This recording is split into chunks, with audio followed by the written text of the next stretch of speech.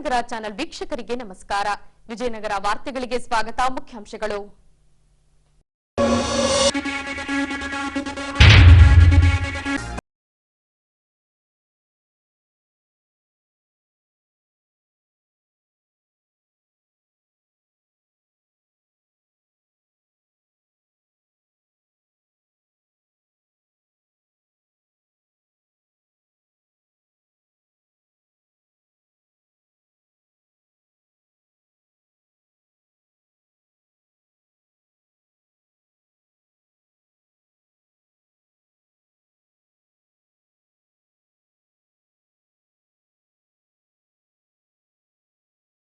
ಮಹತ್ವಾಕಾಂಕ್ಷಿ ಶೈಕ್ಷಣಿಕ ಟ್ರಸ್ಟ್ನಿಂದ ಆಯೋಜನೆ. ಈಗ ವಾರ್ತೆಗಳ ವಿವರ. ಸಂವಿಧಾನ ಶಿಲ್ಪಿ ಡಾಕ್ಟರ್ ಬಿಆರ್ ಅಂಬೇಡ್ಕರ್ ರವರ ಕುರಿತು ಕೇಂದ್ರ ಸಚಿವ ಅಮಿತ್ ಶಾ ರವರು ಹಗುರವಾಗಿ ಮಾತನಾಡಿದ್ದಾರೆಂದು ಹೇಳಲಾಗಿದೆ.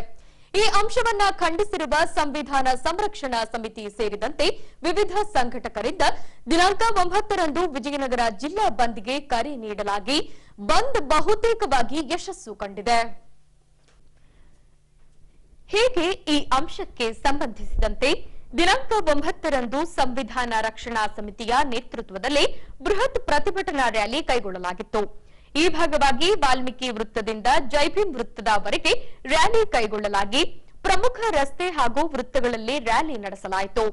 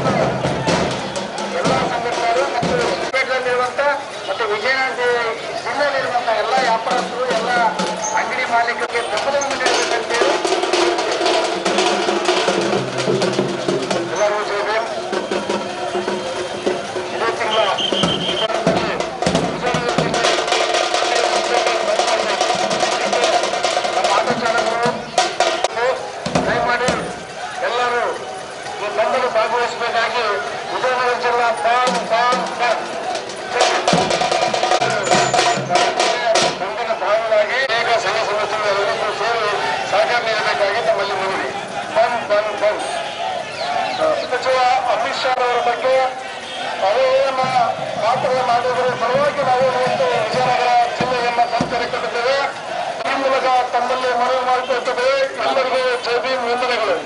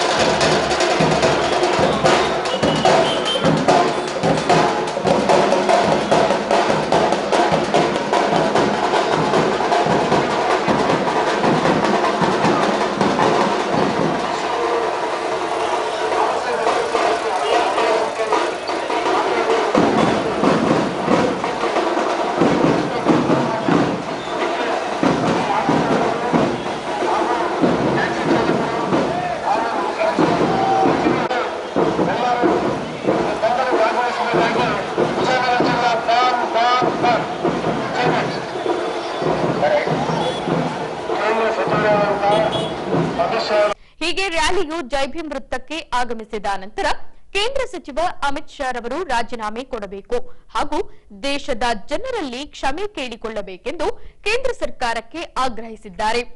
ಈ ವೇಳೆ ಯಾವುದೇ ಅಹಿತಕರ ಘಟನೆಗಳು ಜರುಗದಂತೆ ಸೂಕ್ತ ಪೊಲೀಸ್ ಬಂದೋಬಸ್ತ್ ಕೈಗೊಳ್ಳಲಾಗಿತ್ತು.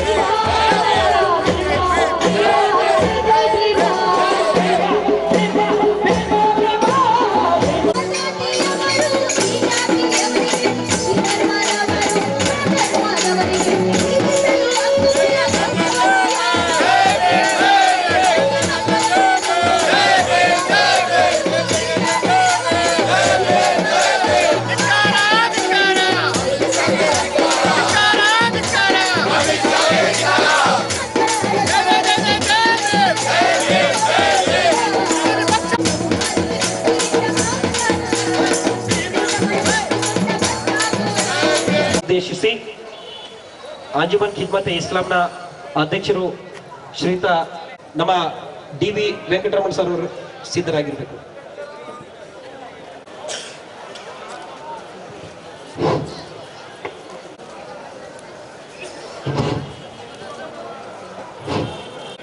ಜಿಲ್ಲಾ ಬಂದ್ ನಮ್ಮ ವಿಜಯನಗರ ಜಿಲ್ಲಾ ಸಂವಿಧಾನ ಸಭಾ ಬಂದವರು ಇದಕ್ಕೆ ಸಹಕಾರ ಆಟೋ ಚಾಲಕರು ಬಹಳಷ್ಟು ಸಂಘ ಸಂಸ್ಥೆ ಎಲ್ಲರೂ ಈ ದಿನ ನಮ್ಮ ವಿಜಯನಗರ ಜಿಲ್ಲೆಗೆ ಇಡೀ ಎಲ್ಲ ತಾಲೂಕುಗಳು ಸೇರಿ ನಮ್ಮ ವಿಜಯನಗರ ಜಿಲ್ಲೆಯ ಸಂವಿಧಾನ ಸಮೀಕ್ಷಣಾ ಸಮಿತಿ ವತಿಯಿಂದ ನಾವು 9ನೇ ತಾರೀಕು ಬಂದು ಒಂದು ಕರೆ ಕೊಟ್ಟಿದ್ದೀವಿ. ಸುಮಾರು ಒಂದು 90 ಸಂಘ ಸಂಸ್ಥೆಯವರು ಎಲ್ಲ ಸಮಾಜದವರು ನಮಗೆಲ್ಲ ಬೆಂಬಲ ಕೊಟ್ಟಿದ್ರು. ಹಾಗಾಗಿ ಇವತ್ತು ಐತಲ್ಲ ಯಶಸ್ವಿ ಆಗಿದೆ. ನಮ್ಮ ಬೇಡಿಕೆ ಏನಿದೆ, ಇವತ್ತು ತಿಂಗಳ 17ನೇ ತಾರೀಕು ನಮ್ಮ ಸಂಸತ್ನಲ್ಲಿ ನಮ್ಮ ಕೇಂದ್ರ ಸರ್ಕಾರದ ಅಮಿತ್ ಶಾ ಅವರು ಮಂತ್ರಿಗಳು ಅಂಬೇಡ್ಕರ್ ಅವಹೇಳನಕ್ಕೆ ಅದು ಬಹಳ ಅವಗೌರವದಿಂದ ಅವರು ಮಾತಾಡಿದರು. ಹಾಗಾಗಿ ನಾವು ಇಡೀ ದೇಶ ಅದಕ್ಕೆ ಐತಲ್ಲ ಖಂಡಿಸ್ತೀವಿ. ಹಾಗಾಗಿ ನಮ್ಮ ಬೇಡಿಕೆ ಏನಿದೆ, ಅವರು ಕ್ಷಮೆ ಕೇಳಬೇಕು ಇಡೀ ದೇಶದ ಜನರಿಗೆ. ಮತ್ತು ಅವ್ರಿಗೆ ಮಿನಿಸ್ಟರ್ ವತಿಯಿಂದ ಅವ್ರಿಗೆ ವಜಾಗೊಳಿಸಬೇಕು ಮತ್ತು ಅವರ ಸಂಸದರನ್ನು ಅನರ್ಹಗೊಳಿಸ್ಬೇಕಂತೇಳಿ ನಮ್ಮ ಈ ಕಮಿಟಿ ವತಿಯಿಂದ ಒತ್ತಾಯ ಇದೆ. ಹಾಗಾಗಿ ಇವತ್ತೈತಲ್ಲ ನಮಗೆ ಇಡೀ ಜಿಲ್ಲೆ ಎಲ್ಲರೂ ನಮಗೆ ಸಹಕಾರ ಕೊಟ್ಟರು, ಪ್ರತಿಯೊಬ್ಬರು ಸಮಾಜದವರೆಲ್ಲರೂ. ಹಾಗಾಗಿ ಈ ಒಂದು ಮೂಲಕ ನಾವು ಎಚ್ಚರಿಕೆ ಕೊಡ್ತೀವಿ. ತಕ್ಷಣವೇ ಅವರು ಕ್ಷಮೆ ಕೇಳಬೇಕು ಮತ್ತು ಅವ್ರಿಗೆ ವಜಾಗೊಳಿಸ್ಬೇಕಿಲ್ಲ ಅಂದರೆ ನಾವು ದಿಲ್ಲಿ ಚಲೋ ಕಾರ್ಯಕ್ರಮವನ್ನು ಮಾಡ್ತೀವಿ ಅಂತೇಳಿ ಈ ಸಂದರ್ಭದಲ್ಲಿ ಹೇಳೋಕ್ಕೆ ಇಚ್ಛೆಪಡ್ತೀವಿ. ಇವತ್ತು ನಾವಾಗಲೇ ವಿಜಯನಗರ ಜಿಲ್ಲೆಯನ್ನು ಇಡೀ ಸ್ವಯಂ ಪ್ರೇರಿತವಾಗಿ ಇಡೀ ವಿಜಯನಗರ ಜಿಲ್ಲೆಯ ಹೊಸಪೇಟೆಯಲ್ಲಿ ನಾವು ಇವತ್ತು ಒಂದು ಪ್ರತಿಭಟನೆ ಮಾಡ್ತಾ ಇದ್ದೇವೆ. ಇದ್ರ ಭಾಗವಾಗಿ ಹೊಸಪೇಟೆಯಲ್ಲಿ ಈಗಾಗಲೇ ಸ್ವಯಂ ಪ್ರೇರಿತವಾಗಿ ಎಲ್ಲ ಅಂಗಡಿ ಮುಂಗಟ್ಟುಗಳು ಮತ್ತು ವ್ಯವಹಾರಗಳನ್ನು ಈಗಾಗಲೇ ತಮ್ಮಷ್ಟಕ್ಕೆ ತಾವೇ ಬಂದ್ ಮಾಡಿರ್ತಕ್ಕಂಥದ್ದು ನಾವು ನೋಡ್ತಾ ಇದ್ದೇವೆ. ಜೊತೆಗೆ ಟ್ರಾನ್ಸ್ಪೋರ್ಟ್ ಆಗಿರ್ತಕ್ಕಂಥ KSRTC ಬಸ್ ಆಗಿರ್ಬೋದು, ಆಟೋಗಳಾಗಿರ್ಬೋದು, ಬೇರೆ ಬೇರೆ ಟ್ರಾನ್ಸ್ಪೋರ್ಟ್ ಏನಾದವು ಎಲ್ಲವೂ ಸಹ ಇವತ್ತು ಸಂಪೂರ್ಣವಾಗಿ ಬಂದ್ ಆಗಿವೆ. ಕಾರಣ ಏನಂತಂದ್ರೆ ಬಾಬಾ ಸಾಹೇಬ್ ಅಂಬೇಡ್ಕರ್ ಅವರ ಬಗ್ಗೆ ತಡಿಪಾರ್ ಅಂತ ಕರಿತೇವೆ ಅಮಿತ್ ಶಾ ಅವರು ಬಾಬಾ ಸಾಹೇಬ್ ಅಂಬೇಡ್ಕರ್ ಅವರ ಹೆಸರನ್ನ ಪದೇ ಹೇಗೆ ಕೇಳ್ತಾರೆ? ನೀವು ಆ ಹೆಸರನ್ನು ಹೇಳುವ ಬದಲು ಭಗವಂತನ ಹೆಸರನ್ನು ಹೇಳಿದ್ರೆ ನೀವು 7 ಜನ್ಮಕ್ಕಾಗಷ್ಟು ಸ್ವರ್ಗ ಸಿಕ್ತಿತ್ತು ಅಂತ ನೀವೇನು ಹೇಳಿಕೆ ಕೊಟ್ರೆ, ಅದ್ರ ಭಾಗವಾಗಿ ನಾವು ಇಡೀ ಇವತ್ತು ವಿಜಯನಗರ ಜಿಲ್ಲೆಯನ್ನು ಸ್ತಬ್ಧಗೊಳಿಸಲಿಕ್ಕೆ ಎಲ್ಲ ಭೀಮನ ಮಕ್ಕಳು ಇವತ್ತು ಪಣ ತೊಟ್ಟು ಇಡೀ ವಿಜಯನಗರ ಜಿಲ್ಲೆಯನ್ನು ಸ್ತಬ್ಧಗೊಳಿಸಿದ್ದಾರೆ. ಈಗ ನೀವು ಹೇಳಿಕೆ ಕೊಡ್ತಾ ಹೋದ್ರೆ ನೀವೇನಾಗಲೇ ಕಳೆದ 6-7 ವರ್ಷಗಳಿಂದ ತಮ್ಮ ಉಪಟಳ ತುಂಬಾ ಹೆಚ್ಚಾಗಿದೆ, ಸಂವಿಧಾನವನ್ನು ಬದಲಾವಣೆ ಮಾಡಲಿಕ್ಕೆ ಬಂದಿವೆ ಅಂತ ನಾವು ಕೊಡ್ತಕ್ಕಂಥ ಹೇಳಿಕೆ ಆಗಿರ್ಬೋದು ಮತ್ತು ಬೇರೆ ಬೇರೆ ತರದ ಹೇಳಿಕೆಗಳನ್ನು ನೋಡ್ತಾ ಇದ್ದೇವೆ. ನೀವು ಸಂವಿಧಾನ ಪ್ರತಿಯನ್ನ ಲೋಕಸಭೆಯ ಕೆಲವೇ ಹೆಜ್ಜೆಯ ಅಂತರದಲ್ಲಿ ಸಂವಿಧಾನ ಪ್ರತಿಗಳನ್ನ ಸುಟ್ಟರು. ಹಾಗೂ ಸಹ ತಾವು ಗೊತ್ತಿಲ್ಲದೇ ತಾವು ಕಣ್ಣು ಮುಚ್ಚಿ ಅನ್ಕೊಂಡಿರ್ತಕ್ಕಂಥ ನೋಡಿವೆ. ನೀವು ಬರೀ ಸುಟ್ಟು ಸುಮ್ಮನೆ ಆಗ್ಲಿಲ್ಲ, SC ST ಮುರ್ದಾಬಾದ್ ಅಂತ ಘೋಷಣೆಯನ್ನು ಕೂಗಿದ್ರಿ ನೀವು. ಆದ್ರೂ ಸಹ ನಾವು ನಮ್ಮ ದೇಶದ ಸುಮಾರು 85% ಇರ್ತಕ್ಕಂಥ ಅಲ್ಪಸಂಖ್ಯಾತರು, ದಲಿತರು, ಹಿಂದುಳಿದ ವರ್ಗದ ಎಲ್ಲ ಸಂಖ್ಯೆಯ ಜನ ಅವತ್ತೇ ಈ ಪ್ರತಿಭಟನೆಯನ್ನು ಮಾಡಿದ್ವಿ. ನಿಮ್ಮ ಉಪಟಳ ಹೀಗೆ ಮುಂದೆ ಹೊರದ್ರೆ ನಿಮ್ಮನ್ನ ಲೋಕಸಭೆಯಿಂದ ಕಿತ್ತೋಗಿರ್ತಕ್ಕಂಥ ದಿನಗಳು ತುಂಬಾ ದೂರ ಇಲ್ಲ. ನಾವು ಮುಂದಿನ ದಿನಗಳಲ್ಲಿ ಎಲ್ಲ ದಲಿತರು, ಅಲ್ಪಸಂಖ್ಯಾತರು, ಹಿಂದುಳಿದ ವರ್ಗದ ಎಲ್ಲ ಸಮುದಾಯಗಳು ಸೇರ್ಕೊಂಡು ಲೋಕಸಭೆಯನ್ನ ಮುತ್ತಿಗೆ ಹಾಕ್ತಕ್ಕಂಥ ದಿನಗಳು ಕೆಲವೇ ದಿನಗಳಲ್ಲಿ ಬಂದರೂ ಬರ್ಬೋದು ಅಂತ ಹೇಳಲಿಕ್ಕೆ ನಾನು ಬಯಸ್ತೇನೆ. ಸ್ನೇಹಿತರೆ, ಈ ಒಂದು ಹೋರಾಟಕ್ಕೆ ವಿಜಯನಗರ ಜಿಲ್ಲೆಯ ಎಲ್ಲ ಸಮುದಾಯಗಳ ನಾಯಕರು ಇವತ್ತು ನಮಗೆ ಬಂದ್ಗೆ ಬೆಂಬಲವನ್ನು ಕೊಟ್ಟು ಇವತ್ತು ಬಂದ್ ಸಂಪೂರ್ಣ ಯಶಸ್ವಿಯಾಗಲಿಕ್ಕೆ ಕಾರಣರಾಗಿರ್ತಕ್ಕಂಥ ಎಲ್ಲ ಸಮುದಾಯದ ನಾಯಕರಿಗೂ, ಜನರಿಗೂ ಮತ್ತು ವಿದ್ಯಾರ್ಥಿಗಳಿಗೂ, ಮಹಿಳೆಯರಿಗೂ ನಾನು ವಿಜಯನಗರ ಜಿಲ್ಲಾ ಸಂವಿಧಾನ ಸಂರಕ್ಷಣಾ ಸಮಿತಿಯ ಪರವಾಗಿ ಒಬ್ಬ ಸಂಚಾಲಕನಾಗಿ ಎಲ್ಲರಿಗೂ ಧನ್ಯವಾದಗಳನ್ನು ಅರ್ಪಿಸಿದ್ದೇನೆ. ಎಲ್ಲರಿಗೂ ಜೈ ಭೀಮ್. ನಾವು ಈಗಾಗಲೇ ಅಮಿತ್ ಶಾ ತಮ್ಮ ಸ್ಥಾನಕ್ಕೆ ರಾಜೀನಾಮೆ ಕೊಡಬೇಕು ಅಥವಾ ಕೊಡದೆ ಹೋದ್ರೆ ಲೋಕಸಭಾ ಅಧ್ಯಕ್ಷರು ಅವರನ್ನ ಆ ಲೋಕಸಭಾ ಸ್ಥಾನದಿಂದ ಕಿತ್ತೊಗಿಬೇಕು ಅಂತೇಳಿ ನಾವು ಈಗಾಗಲೇ ಮಾನ್ಯ ವಿಜಯನಗರ ಜಿಲ್ಲಾಧಿಕಾರಿಗಳ ಮೂಲಕ ರಾಷ್ಟ್ರಪತಿ ಅವರಿಗೆ ಮತ್ತು ಲೋಕಸಭಾ ಅಧ್ಯಕ್ಷರಿಗೆ ನಾವು ಇಲ್ಲಿಂದ ಮನವಿಯನ್ನ ಕೊಡ್ತಾ ಇದ್ದೇವೆ. ಎಲ್ಲ ಸಾಮೂಹಿಕ ಸಂಘಟನೆಗಳು ಸುಮಾರು 98 ಸಾಮೂಹಿಕ ಸಂಘಟನೆಗಳು ಈ ಹೋರಾಟದಲ್ಲಿ ಪಾಲ್ಗೊಂಡು ಈ ಒಂದು ಬಂದನ್ನು ಯಶಸ್ವಿಗೊಳಿಸ್ತಾ ಇದ್ದಾರೆ ಸರ್. ಕೇಂದ್ರ ಸಚಿವ ಅಮಿತ್ ಶಾ ಅವರ ಹೇಳಿಕೆಯನ್ನ ಖಂಡಿಸಿ ಸಂವಿಧಾನ ರಕ್ಷಣಾ ಸಮಿತಿ ನೇತೃತ್ವದಲ್ಲಿ ದಿನಾಂಕ 9ರಂದು ವಿಜಯನಗರ ಜಿಲ್ಲಾ ಬಂದ್ಗೆ ಕರೆ ನೀಡಲಾಗಿತ್ತು. ಈ ಭಾಗವಾಗಿ ನಗರದಲ್ಲಿನ ವರ್ತಕರು ತಮ್ಮ ಅಂಗಡಿ ಮುಗ್ಗಟ್ಟುಗಳನ್ನು ಸ್ವಪ್ರೇರಿತರಾಗಿ ಮುಚ್ಚಿ ಬಂದ್ಗೆ ಬೆಂಬಲ ಸೂಚಿಸಿದರು. ದಿನಾಂಕ 9ರಂದು ವಿಜಯನಗರ ಜಿಲ್ಲಾ ಬಂದ್ಗೆ ಕರೆ ನೀಡಿದ ಭಾಗವಾಗಿ ನಗರದ ಮುಖ್ಯ ರಸ್ತೆ ಸೇರಿದಂತೆ ಹಲವು ಭಾಗದ ವರ್ತಕರು ತಮ್ಮ ಅಂಗಡಿ ಮುಗ್ಗಟ್ಟುಗಳನ್ನು ಮುಚ್ಚಿ ಬಂದ್ಗೆ ಬೆಂಬಲ ಸೂಚಿಸಿದರು.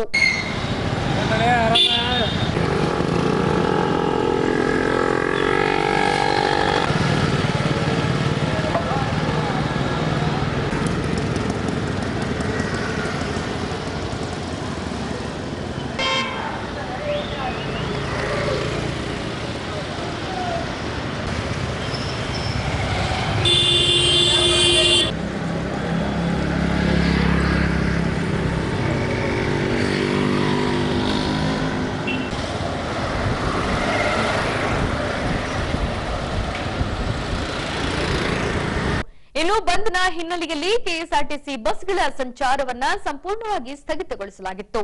ಈ ಭಾಗವಾಗಿ ಪ್ರಯಾಣಿಕರು ಪರದಾಡುವ ಪರಿಸ್ಥಿತಿಯನ್ನ ಅನುಭವಿಸಿದ್ದು ಕಂಡುಬಂದಿತು. ಪೆಟ್ರೋಲ್ ಬಂಕ್ ಸೇರಿದಂತೆ ಎಲ್ಲಾ ಹೋಟೆಲ್ಗಳನ್ನ ಬಂದ್ ಮಾಡಲಾಗಿತ್ತು.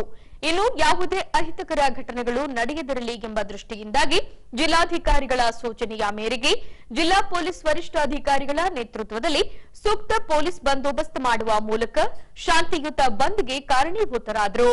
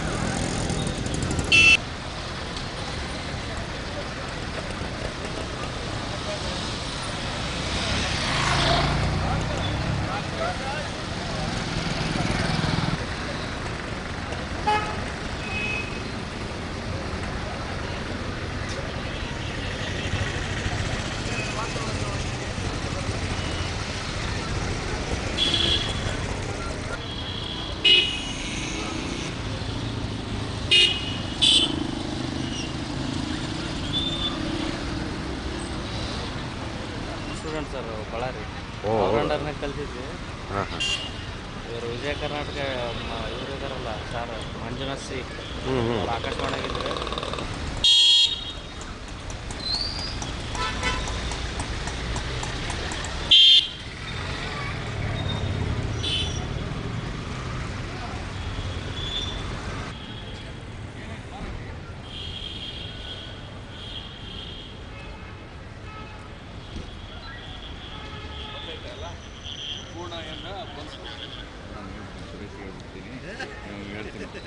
ಹೇಳ್ತೀನಿ ಸುಮ್ಮನೆ ಬಿಡ್ರಿ, ನೀವು ಯಾರು ಹೊರಗೆ ಬರಕ್ಕೆ ಹೋಗ್ಬೇಡಿ, ನಾವೆಲ್ಲ ಬಂದ್ ಮಾಡಿಸ್ಬಿಡ್ತೀವಿ.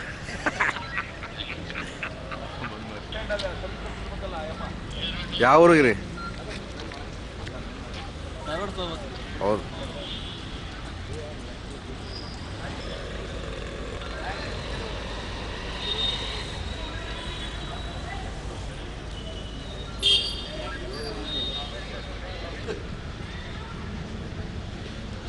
ಯಾವ ಊರಿಗೆ ಹೋಗ್ಬೇಕು? ಹೌದು.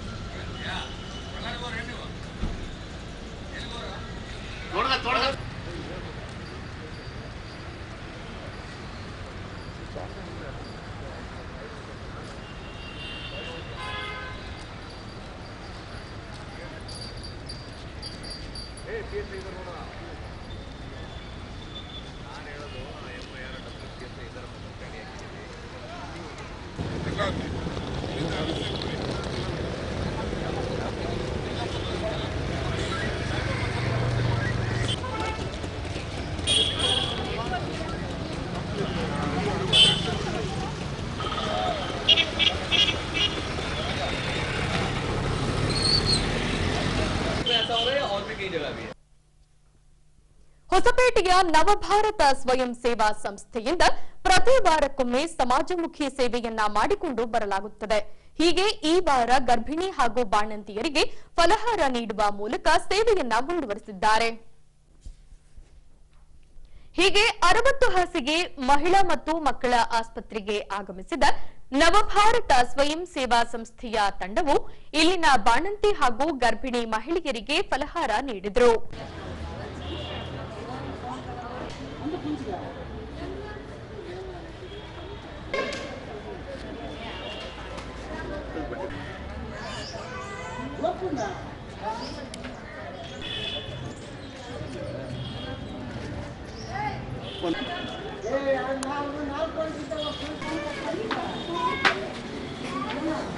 ಎಲ್ಲರೂ ಒಬ್ರು ಬಿತ್ತು ಎಲ್ಲರೂ ಬರ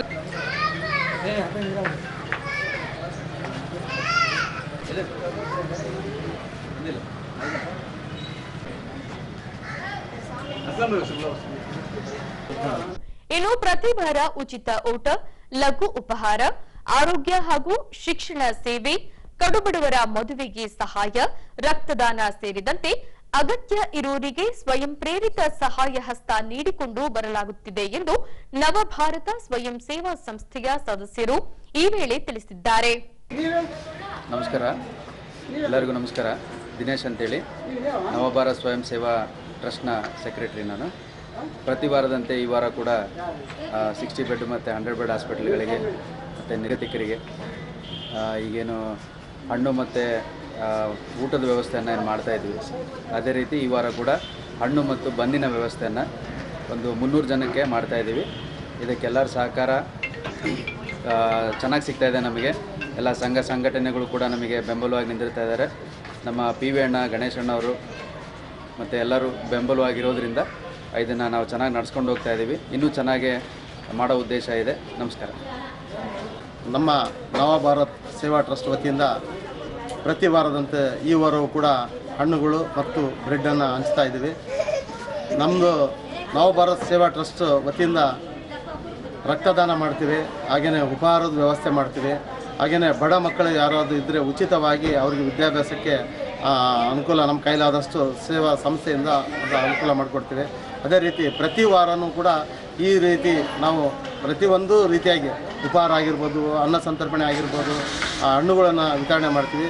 ಎಲ್ಲರೂ ಕೂಡ ರೋಗಿಗಳಿಗೆ ನಾವು ಒಳ್ಳೆಯದಾಗಲಿ ಅಂತೇಳಿ ಆ ದೇವರಲ್ಲಿ ನಾವು ಕೂಡ ಪ್ರಾರ್ಥನೆ ಮಾಡುತ್ತಾ ಮುಂಬರುವ ದಿನಗಳು ಒಳ್ಳೆಯ ದಿನಗಳು ಬರಲಿ ಅಂತೇಳಿ ನಮ್ಮ 2025 ಎಲ್ರಿಗೂ ಒಳ್ಳೆಯದಾಗಲಿ ಅಂತ ಹೇಳ್ತಾ, ಹಾಗೆಯೇ ನಾವು ನವಭಾರತ ಸೇವಾ ಸಂಸ್ಥೆ ಟ್ರಸ್ಟಿಗೆ ತಾವೆಲ್ಲರೂ ಕೂಡ ಒಂದು ಈ ಕಾರ್ಯಕ್ರಮಕ್ಕೆ ಭಾಗವಹಿಸಿ ಈ ಕಾರ್ಯಕ್ರಮ ಪ್ರತಿ ವಾರದಂತೆ ನಾವು ಹಂಚ್ತಾ ಇದ್ದೀವಿ. ತಾವು ಕೂಡ ಭಾಗವಹಿಸಬೇಕಂತೇಳಿ ತಮ್ಮಲ್ಲಿ ಕೇಳಿಕೊಳ್ಳುತ್ತೇನೆ. ಜೈ ಹಿಂದ್, ಜೈ ಕರ್ನಾಟಕ.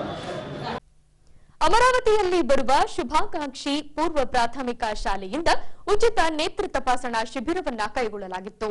ಈ ವೇಳೆ ಪೂರ್ವ ಪ್ರಾಥಮಿಕ ಶಾಲಾ ಮಕ್ಕಳಿಗೆ ನೇತ್ರ ತಪಾಸಣೆ ನೀಡಿ ವೈದ್ಯಕೀಯ ಸಲಹೆ ನೀಡಲಾಯಿತು. ಹೀಗೆ ಶುಭಾಕಾಂಕ್ಷಿ ಶೈಕ್ಷಣಿಕ ಟ್ರಸ್ಟ್ ಹಾಗೂ 88, 89ನೇ ಎಸ್ಎನ್ಬಿ ವಿದ್ಯಾರ್ಥಿಗಳ ಸಮ್ಮೇಳನ ಗಜೇಂದ್ರಗಡ ಇವರ ಸಹಭಾಗಿತ್ವದಲ್ಲಿ ಇಲ್ಲಿನ ಪೂರ್ವ ಪ್ರಾಥಮಿಕ ಶಾಲಾ ಮಕ್ಕಳಿಗೆ ಉಚಿತ ನೇತ್ರ ತಪಾಸಣೆ ನಡೆಸಿದ ನೇತ್ರ ತಜ್ಞರು ಕಣ್ಣಿನ ಸುರಕ್ಷತೆ ಕಾಪಾಡುವ ಕುರಿತಾಗಿ ಮಕ್ಕಳ ಪಾಲಕ ಪೋಷಕರಲ್ಲಿ ಅರಿವು ಮೂಡಿಸಿದರು. ಶಾಲಾ ಒಂದು ಕ್ಯಾಂಪ್ ಮಾಡಬೇಕು, ನಾವು ನೇತ್ರ ಪರೀಕ್ಷೆಯನ್ನ ಮಾಡಿಸ್ಬೇಕು ಅಂತ ಯೋಚನೆ ಈ ಶಾಲಾ ಮ್ಯಾನೇಜ್ಮೆಂಟ್ ಅವ್ರಿಗೆ ಬಂದಿರಲ್ಲ. ಅದಕ್ಕೆ ವೆರಿ ಮಚ್ ಆಫ್ ಅಪ್ರಿಸಿಯೇಷನ್. ಇದು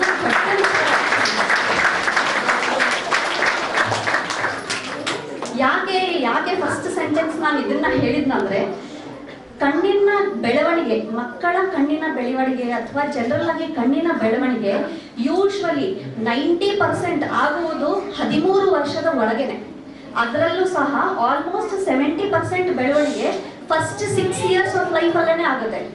ಹೀಗಾಗಿ ಏನಾದ್ರೂ ಕಣ್ಣಿನ ಸಮಸ್ಯೆ ಇದ್ರೆ ಫಸ್ಟ್ 6 ಇಯರ್ಸ್ ಮೊದಲು 6 ವರ್ಷದೊಳಗೆ ಬಂದು ತೋರಿಸ್ಕೊಂಡು ಹೋದ್ರೆ ಅದಕ್ಕೆ ಸುಮಾರು ಬಹಳ ಚೆನ್ನಾಗಿ ಉತ್ತಮವಾಗಿರೋ ಟ್ರೀಟ್ಮೆಂಟ್ ಇರುತ್ತೆ. ಇದೇ 6 ವರ್ಷದಿಂದ 13 ವರ್ಷದವರೆಗೂ ಸಹ ನಾವು ಸ್ವಲ್ಪ ಏನಾದ್ರೂ ಚೆನ್ನಾಗಿ ಮಾಡ್ಬೋದು. ಬಟ್ ಒಂದ್ಸರಿ ಮಕ್ಕಳು 13 ವರ್ಷದ ಮೇಲೆ ದಾಟ್ ಬಿಡ್ತಾರಲ್ಲ, ಕಣ್ಣಿನ ಬೆಳವಣಿಗೆ ಆಲ್ಮೋಸ್ಟ್ ಸ್ಟೇಬಲ್ ಆಗ್ಬಿಡುತ್ತೆ. ಅವಾಗ ನಾವು ಹೆಚ್ಚಿನ ಏನೂ ಮಾಡಕ್ ಆಗೋದಿಲ್ಲ. So school screening, I screening programmes are very very important. ಯಾಕೆ ಇದನ್ನೆಲ್ಲ ಪರೀಕ್ಷೆ ಮಾಡಬೇಕು ಅಂದ್ರೆ, ಮಕ್ಕಳು ತುಂಬಾ ಚಿಕ್ಕವರು, ಈ ವಯಸ್ಸು ಮಕ್ಕಳು ನಮ್ಮ ಪೇರೆಂಟ್ಸಿಗೆ ಬಂದು ಹೇಳಲ್ಲ ನನಗೆ ಬೋರ್ಡ್ ಮೇಲೆ ಬರ್ದಿರೋದು ಕಾಣಿಸಲ್ಲ ಅಮ್ಮ ಅಂತ. ಅದೇ ದೊಡ್ಡ ಮಕ್ಕಳು ಹೇಳ್ತಾರೆ ನನ್ನ ಫ್ರೆಂಡಿಗೆ ಕಾಣಿಸ್ತದೆ ನನಗೆ ಕಾಣಿಸ್ತಿಲ್ಲ ಅನ್ನೋ ವಿಚಾರ ದೊಡ್ಡ ಮಕ್ಕಳು ಹೇಳ್ತಾರೆ. ಆದ್ರೆ ಈ ವಯಸ್ಸು ಮಕ್ಕಳು ಹೇಳಕ್ ಆಗಲ್ಲ. ಅದಕ್ಕೆ ಯಾವಾಗ ಸ್ಕೂಲ್ನವರು ಈ ತರ ಒಂದು ಶಿಬಿರವನ್ನು ಆಯೋಜಿಸ್ತಾರೋ ಆವಾಗ ನಾವು ಬಂದು ಕಣ್ಣಿನ ಪರೀಕ್ಷೆ ಮಾಡ್ತೀವಿ. ಎಸ್ಪೆಷಲಿ ಒಂದು ಕಣ್ಣು ತೊಂದರೆ ಇದ್ರೆ, ಸಾಮಾನ್ಯವಾಗಿ 2 ಕಣ್ಣು ಇರೋದ್ರಿಂದ ನಾವು ಯಾವಾಗ್ಲೂ ಸಹ ಒಂದು ಕಣ್ಣು ಮುಚ್ಕೊಂಡು ಏನು ನೋಡೋದೇ ಇಲ್ಲ. ನಾವು ಜಗತ್ತನ್ನ, ನಮ್ಮ ಮಕ್ಕಳು ಜಗತ್ತನ್ನ ಯಾವಾಗ್ಲೂ 2 ಕಣ್ಣನ್ನು ಬಿಟ್ಕೊಂಡೇನೆ ನೋಡ್ತಾರೆ. ಹೀಗಾಗಿ ಒಂದು ಕಣ್ಣಿನ ಸಮಸ್ಯೆ ಇದ್ರೆ ಈ ಮಕ್ಕಳಿಗೆ ಯಾವಾಗೂ ಗೊತ್ತಾಗೋದಿಲ್ಲ. ಇವರು ದೊಡ್ಡವರಾಗಿ ಹೈಸ್ಕೂಲಿಗೆ ಬಂದು ನನಗೆ ಒಂದು ಕಣ್ಣು ಕಾಣಿಸಲ್ಲ ಅನ್ನೋಷ್ಟೊತ್ತಿಗೆ ಬಹಳ ಲೇಟ್ ಆಗ್ಬಿಟ್ಟಿರುತ್ತೆ.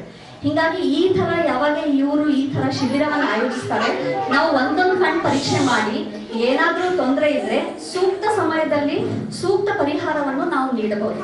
ಹೀಗಾಗಿ ಇದು ಬಹಳ ಕ್ರುಷಿಯಲ್ ಏಜ್ ಮಕ್ಕಳ ಬೆಳವಣಿಗೆಗೆ. ಇವಾಗ ಏನ್ ಮಾಡ್ತಿದ್ದಾರೆ, ಮಕ್ಕಳಿಗೆ ಹೊರಗಡೆ ಫ್ರೆಂಡ್ಸ್ ಕಮ್ಮಿ. ಸರ್ ಆಲ್ರೆಡಿ ಹೇಳಿದ್ರು, ಮಕ್ಕಳಿಗೆ ಓದಂತ ಹೇಳ್ಬೇಡಿ, ಔಟ್ಡೋರ್ ವರ್ಕ್ ಎನ್ಕರೇಜ್ ಮಾಡಿ. ಔಟ್ಡೋರ್ ಹೊರಗೆ ಹೋಗಿ ಆಟ ಆಡಿ, ಓದೋದ್ರಲ್ಲಿ ಒಂದ್ ಸ್ವಲ್ಪ ಕಮ್ಮಿ ಇದ್ರೂ ಅಡ್ಡಿ ಇಲ್ಲ. ಇವಾಗೇನೆ ಓದಿ ಅವ್ರು ಏನ್ ಆಗೋದಿಲ್ಲ. ಮುಂದೆ 10th standard PUC second year ಅಲ್ಲೆಲ್ಲ ಕಾನ್ಸಂಟ್ರೇಟ್ ಮಾಡ್ತಾರೆ. Encourage them to play outside. ಯಾಕಂದ್ರೆ ಅದು ಮೊಬೈಲ್ ನೋಡಿ ನೋಡಿ ನೋಡಿ ಕಣ್ಗಳೆಲ್ಲ ಮಸಲ್ಸ್ ಕಾಂಟ್ರಾಕ್ಟ್ ಆಗಿ ಅದಕ್ಕೇನೆ ಇವಾಗ ಬಹಳ ಜನ ಮಕ್ಕಳು ಕನ್ನಡಕ ಹಾಕೊಂಡು ಓಡಾಡ್ತಿರ್ತಾರೆ. ನೀವ್ ಯಾವಾಗ ಮಕ್ಕಳನ್ನ ಹೊರಗಡೆ ಬಿಡ್ತಿರಲ್ಲ, ಮಸಲ್ಸ್ ಐ ಮಸಲ್ಸ್ ಎಲ್ಲ ರಿಲ್ಯಾಕ್ಸ್ ಆಗುತ್ತೆ, ಸನ್ಲೈಟ್ ಚೆನ್ನಾಗಿ ಬೀಳುತ್ತೆ, ಕಣ್ಣಿನ ಬೆಳವಣಿಗೆ ಬಹಳ ಚೆನ್ನಾಗಾಗುತ್ತೆ. ಹೀಗಾಗಿ ಮಕ್ಕಳಿಗೆ ಆದಷ್ಟು ಹೊರಗಡೆ ಆಟ ಪ್ರೋತ್ಸಾಹನೆ ಮಾಡ್ಕೊಳ್ಳಿ. ಈಗ ಒಂದೆರಡು ಆಹಾರ ಪದಾರ್ಥ ಈ ವಯಸ್ಸಿನ ಮಕ್ಕಳು ಏನ್ ತಿನ್ಬೇಕು, ನಾನು ಹೇಳಿದಾಗೆ 13 ವರ್ಷದ ಮೇಲಿನ ಮಕ್ಕಳಿಗೆ ಆಹಾರದ ಏನೋ ಸಜೆಷನ್ ಕೊಡೋದಿಲ್ಲ ನಾವು, ಯಾಕಂದ್ರೆ ಬೆಳವಣಿಗೆ ಆಗ್ಬಿಟ್ಟಿರೋದು ಕಣ್ಣಿಂದು. ಬಟ್ ಇದು ಕೃಷಿಯಲ್ಲಿ ಆಹಾರದಲ್ಲಿ ಏನೇನೋ ನೀವು ನಿಮ್ಮ ಮಕ್ಕಳನ್ನ ತಿನ್ನಿಸ್ಬೇಕು. ಪ್ರತಿನಿತ್ಯ ಕ್ಯಾರೆಟ್, ಗಜ್ರಿ, ಪಪಾಯ ಹಣ್ಣು ಮಕ್ಕಳು ತಿಂತಿದ್ರೆ, ಇವಾಗ ಸೀಸನ್ ಪಪಾಯ ಹಣ್ಣು ತುಂಬಾ ಚೆನ್ನಾಗಿ ಬರ್ತಿದೆ. ಪಪಾಯ ಹಣ್ಣು, ಡ್ರಮ್ ಸ್ಟಿಕ್ಸ್, ನುಗ್ಗೆಕಾಯಿ ಅಂತ ಹೇಳ್ತೀವಲ್ಲ, ಡ್ರಮ್ ಸ್ಟಿಕ್ಸ್, ಹಾಲು, ಮೊಟ್ಟೆ, ಮೀನು ತಿಂತಿದ್ರೆ ಮೀನು ಸಹ ಕಣ್ಣಿಗೆ ಬಹಳ ಒಳ್ಳೇದು. ಹೀಗಾಗಿ ಇದನ್ನೆಲ್ಲ ಮಕ್ಕಳಿಗೆ ನಿಮ್ ಪ್ರತಿನಿತ್ಯದ ಆಹಾರದೊಳಗೆ ಹಸಿ ಸೊಪ್ಪು, ತರಕಾರಿ, ಸ್ಪ್ರೌಟ್ಸ್ ಇದನ್ನೆಲ್ಲ ತಿನ್ಸಿ ನಿಮ್ ಮಕ್ಕಳಿಗೆ. ಆವಾಗ ಅವ್ರದ್ದು ವಿಷನ್ ಚೆನ್ನಾಗಿರುತ್ತೆ. ಕಲಿಯೋದಕ್ಕೆ ಸುಮಾರು ರೀತಿಗಳಿರುತ್ತೆ. ಕೆಲವ್ರು ನಾವು ಕೇಳಿ ಕಲಿತೀವಿ, ಕೆಲವುದನ್ನ ಬರೆದು ಕಲಿತೀವಿ. ಆದ್ರೆ ನೋಡಿ ಏನು ಕಲಿತಾರಲ್ಲ ಮಕ್ಕಳು, ಅದು ಜೀವನ ಪರ್ಯಂತವಾಗಿ ನೆನ್ಪಿಟ್ಕೊಂತಾರೆ. ಇಲ್ಲಿ ಗೋಡೆಗಳ ಮೇಲೆ ನೋಡಿ ಎಷ್ಟೊಂದು ಚಿತ್ರ ಬಿಡಿಸಿದ್ದಾರೆ. ಇಲ್ಲಿ ಆಲ್ಮೋಸ್ಟ್ ಒಂದು ಫುಲ್ ಸ್ಟೋರಿನೇ ಬಿಡಿಸ್ಬಿಟ್ಟಿದ್ದಾರೆ. ಯಾಕೆ ಸ್ಟೋರಿ ಬಿಡಿಸಿದ್ದಾರೆ? ನೋಡಿ ಕಲಿಯೋದರ ಪ್ರಭಾವ ಬಹಳ ಜಾಸ್ತಿ ಇರುತ್ತೆ. ನೋಡಿ ಕಲ್ತಿರೋದನ್ನ ನಾವು ಸುಲಭವಾಗಿ ಮರೆಯಕ್ ಸಾಧ್ಯ ಇಲ್ಲ.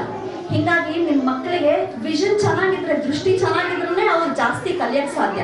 ಹೀಗಾಗಿ ವರ್ಷಕ್ಕೆ ಒಂದ್ಸರಿ ಕಂಪಲ್ಸರಿ ಕಣ್ಣಿನ ಚೆಕಪ್ ಮಾಡಿಸ್ಬೇಕು.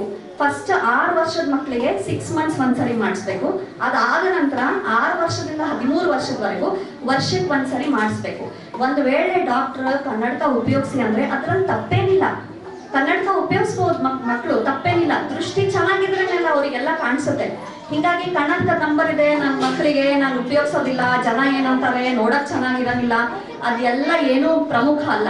ದೃಷ್ಟಿ ಹೆಂಗಿದೆ ಅದು ಭಾರಿ ಮುಖ್ಯ. ಕನ್ನಡಕ ಅವಶ್ಯಕತೆ ಇದ್ರೆ ಕೊಡಿ ಮಕ್ಕಳಿಗೆ, ತಪ್ಪೇನಿಲ್ಲ. ದೃಷ್ಟಿ ಚೆನ್ನಾಗಿ ಕಾಣಿಸಿದ್ರೆ ಅಷ್ಟೇ ಸಾಕು. ಹೀಗಾಗಿ ಕೆಲವು ಸಣ್ಣ ಸಣ್ಣ ಟಿಪ್ಸ್ ನ ನೀವು ಸಹ ಮನೆಯಲ್ಲಿ ನಿಮ್ಮ ಮಕ್ಕಳಿಗೆ ಔಟ್ಡೋರ್ ಗೇಮ್ಸ್ ಎನ್ಕರೇಜ್ ಮಾಡಿ, ಆಹಾರದಲ್ಲಿ ಕೆಲವು ಚೇಂಜಸ್ ತಗೊಂಡ್ ಬರ್ರಿ. ಆಮೇಲೆ ಆದಷ್ಟು ಮೊಬೈಲ್ ಫೋನ್ಸ್ ಮ್ಯಾಕ್ಸಿಮಮ್ 24 ಗಂಟೆಯಲ್ಲಿ ನಾವು ಹೇಳೋದೇನಂದ್ರೆ ಅರ್ಧ ಗಂಟೆಗಿನ್ನೂ ಜಾಸ್ತಿ ಯಾವುದೇ ಥರದ್ದು ಸ್ಕ್ರೀನ್ ನೋಡಬಾರ್ದು. ಟಿವಿ ಆಗಲಿ ಮೊಬೈಲ್ ಆಗಲಿ ಆದಷ್ಟು ಅವಾಯ್ಡ್ ಮಾಡಿ. ಹೊರಗಡೆ ಮಕ್ಕಳಿಗೆ ಆಟ ಆಡಕ್ಕೆ ಎನ್ಕರೇಜ್ ಮಾಡಿ.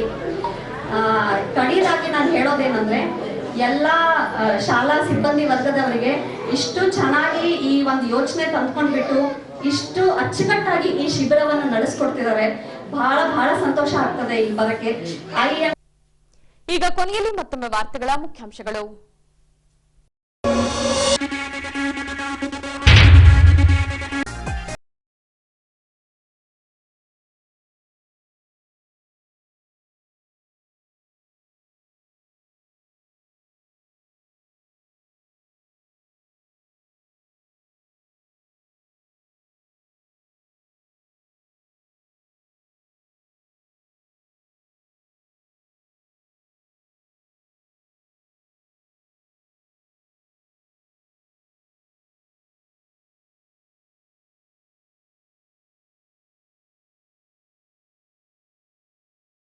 ಶಿಬಿರ ಶುಭಾಕಾಂಕ್ಷಿ ಶೈಕ್ಷಣಿಕ ಟ್ರಸ್ಟ್ನಿಂದ ಆಯೋಜನೆ.